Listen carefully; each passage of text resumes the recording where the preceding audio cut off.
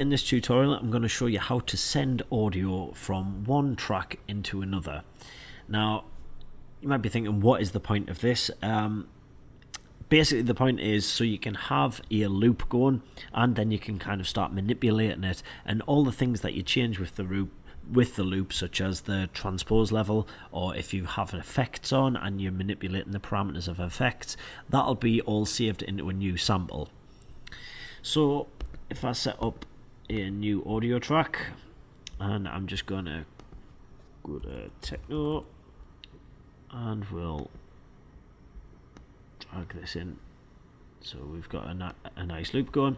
I'm going to create another track to record into. So if I hit play on this one, we've got the track going. Now what we have to do is use these IO controls, or the sends, to send the audio from this track into this one.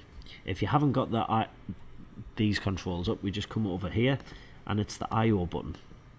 It's the IO button there.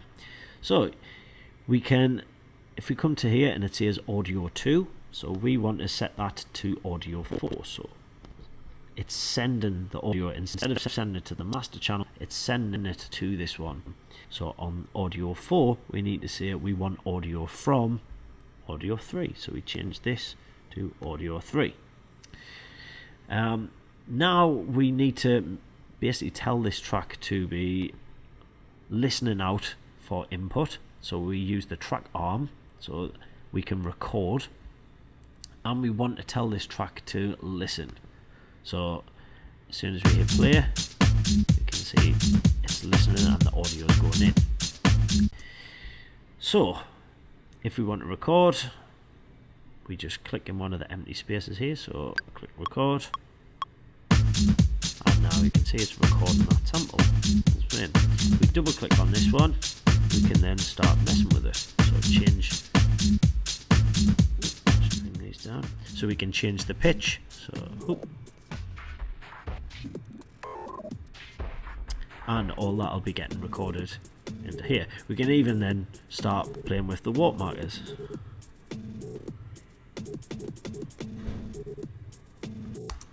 And all that is being recorded into this new sample. If you want to play it back, so I'll stop that, this sample, we just need to basically tell the track, instead of just monitoring for incoming sound, we just stick it on auto and then it'll start playing back. So if we come down here, you should be able to see that you can hear it where I was changing all the warp markers and manipulating it. If we add an effect, so we go on here and we add a filter or something, you can do the same. So if hit play and then record, we can then start playing with the filter.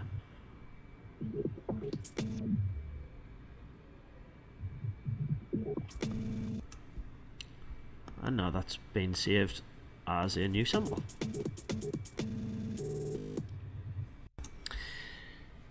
Obviously we could just record into the arrangement view, but it does become quite handy, you know, rather than having to record into this view and then drag the samples by clicking and holding, pressing tab and putting them back in here. It just means that we can build up lots of new loops. So if you were performing and you wanted to make variations of loops for whatever reason, you can do it quite quickly. Another way, instead of setting this audio from and audio to section up, is if we make a new audio track, we change the audio from to resampling.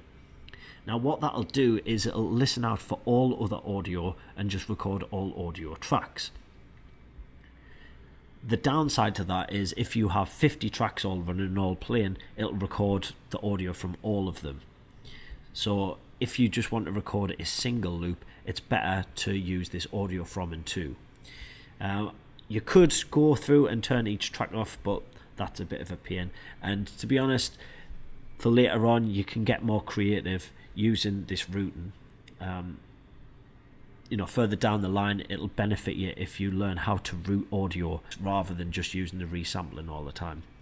So that's how we send audio.